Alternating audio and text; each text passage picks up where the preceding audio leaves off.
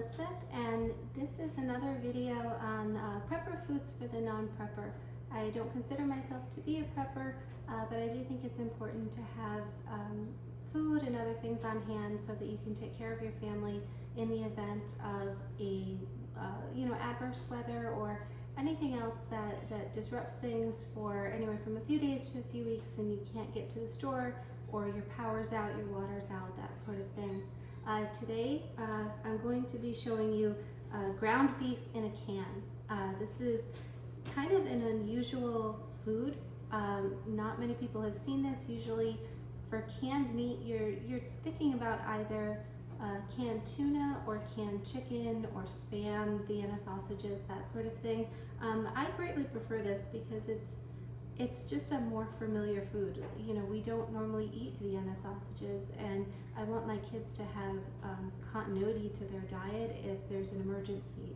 When we have something like ground beef in a can, yeah, it's a little bit different, just the way, canned carrots are a little bit different than fresh carrots, but at least it's something similar, and it has, a familiar taste, and we can do different things with it. The thing with the ground beef in a can, you can't really make hamburgers out of it, or a Salisbury steak or something like that. It's something that you would make, something that has the texture of taco meat with. You can't really form it. You could try, maybe mix some egg into it, and you could make a hamburger patty if you really, really wanted to. But I recommend just using it in things like casseroles, or for taco meat, or in like a hash, like a roast beef hash. So we're gonna open the can. This can is 14 ounces. I do recommend getting the smaller cans. I've used both their 14-ounce cans as well as their bigger cans, which I think are 28 ounces. The smaller cans have less fat and less liquid in them, and I think they're a better value per pound. Maybe it was just, the case that I happened to get, but that's been my experience. The can itself, so a serving size is 2 ounces. This has about 8 servings, which doesn't really make sense, because if it's a 14-ounce can and the serving size is 2 ounces, then it should be 7 servings, but okay. A 2-ounce serving of this has 70 calories, 30 calories from fat, 30 milligrams of cholesterol, 3.5 grams of fat, 120 milligrams of sodium, and 11 grams of protein. So this entire can would be just shy of 80 grams of protein. We're going to take the lid off carefully, and you can see on the top, I took this out of my pantry downstairs, and it's kind of cool down there. Right now it's January in Manitoba. We're a military family, an American military family, but we're stationed in Canada, and up here it gets pretty cold in the winter, as you can imagine.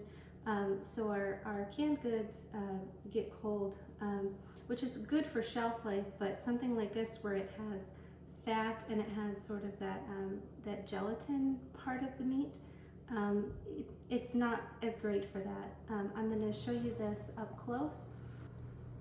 So this is how it looks up close. You do have an area of the beef fat, and then there's an area that's like a clear gelatin, the way homemade stock would become thickened and gel up when it's put in the refrigerator. Okay, I'm going to take this out of the can. You can't really get this out of the can very easily, so you do need a spoon or something. Well, this one is sliding out. Okay. All right, that came out fairly cleanly. There's a little bit left that I want to get out of that can.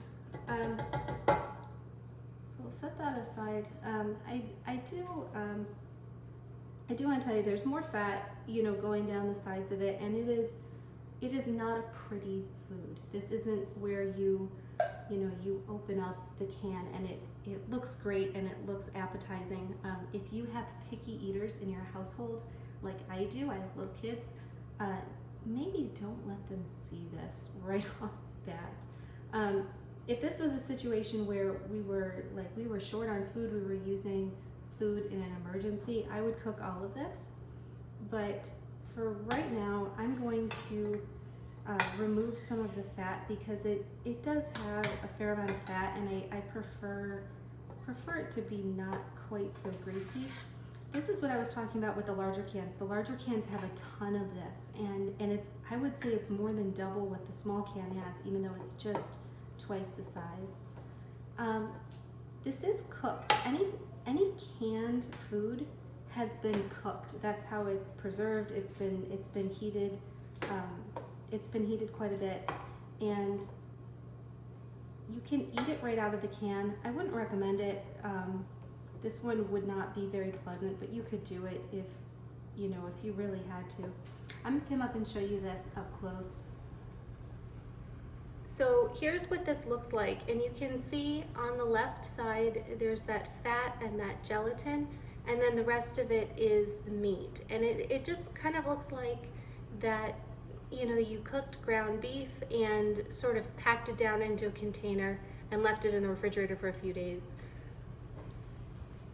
Okay, now that you've seen what it looks like, we're gonna cook this, and we're actually going to make taco meat out of this, which is the most common thing that I do with it. As you can tell, my pan is preheated. It's pretty loud. This is on low, but it's been preheating for a while. You could cook this many different ways. You don't, like I said, you don't really even need to cook it. All you're doing is heating it up. That's all you have to do with it. You just heat it through and you're done. This is a nice food to have on hand, or to keep it rotated. You can use it during the week if you need a quick meal. This will cook up in just a couple minutes, and you can have it ready to eat. You do want to break it up a little bit as you're warming it. You could do this in the microwave. I like to get just a little bit of browning going on it, just for some extra flavor, because it is fairly bland. So that's why I'm doing this in a skillet on the stove. And this is just about heated through. I'm also going to add the water. I could just take this off, put some cheese on it, serve it with some heated up canned potatoes, and have like a roast beef hash. You could just kind of serve it as is with some vegetables, throw it all together. This is ready to go. Literally, this is heated up, ready to go, ready to eat. I'm gonna come around and show you how this looks. So here's how it looks. This is ready to eat, ready to serve, but I am going to put some taco seasoning in it. This only took about a minute in a preheated skillet. So this is back on the heat. I'm going to add 3 tablespoons of taco seasoning. Like I said, we're a large family, so I buy taco seasoning in big bulk bags. I don't buy the little packets. Just sprinkle that over the top, and then add the water. Sorry, that was probably pretty loud. Add the water that the recipe calls for, and you need to bring it to a simmer for it to thicken. This has starch in it, and it needs to come to a boil to completely thicken. I am going to turn the heat up a bit and hopefully get that going a little faster. While that's going, I did want to talk about the dates on the can. So canned goods can be sort of generally divided into acidic foods and non-acidic foods. Acidic foods are things like canned fruit, canned tomatoes, stuff like that. And those have a shorter shelf life because the acidity can go through the plastic lining in the can. Those cans are not just metal, they have a plastic lining. And non-acidic foods or low acid foods are things like meat, tuna, vegetables, stuff like that. Those tend to have a longer shelf life. This has a very long shelf life. This says best before February 14th, 2025. I've had this for about a year or so, and right now it's January of 21. So this would have a shelf life of about 5 years if you get it really fresh, you know, it hasn't been sitting on a store shelf for a long time. I ordered this online by the case, and I don't think I've ever seen it in stores. So this is thickening up pretty well. I'm probably going to cook off a little bit more of the water here, and then I'll add some V8 juice to my taco meat, just to bulk it out a little bit. And I normally do that just to get a little extra vegetables, a little extra flavor, and it bulks it out. So I'm going to cook this down a little bit more, show you what it looks like, and that's really everything there is to know about ground beef. This company, Keystone, I'm not sponsored by them. I'm not trying to pitch this product. It's just what I keep on hand. They also make ground beef chunks, which they're like a stew meat. If I had to liken it to something, it's like stew meat that you've cooked in a crock pot all day, and that one heats up really quick. They also make chunks of turkey and chunks of chicken, and I'm trying to think if that's it. They have pork. They have chunks of pork. I've never tried the pork one, so I can't say whether or not that's good, but I think people use it like a pulled pork. They heat it up with some barbecue sauce.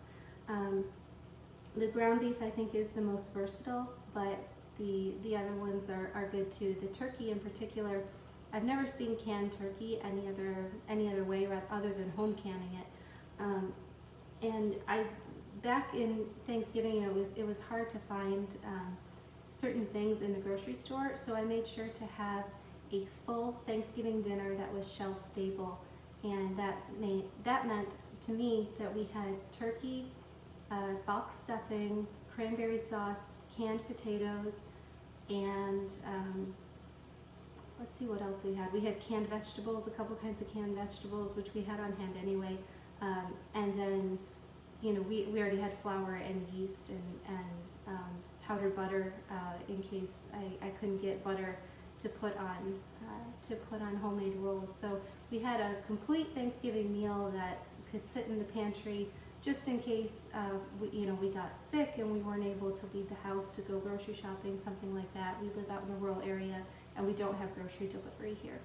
So that's everything about ground beef. I'll show you this once it cooks down a little bit, and I'd like to thank you for watching.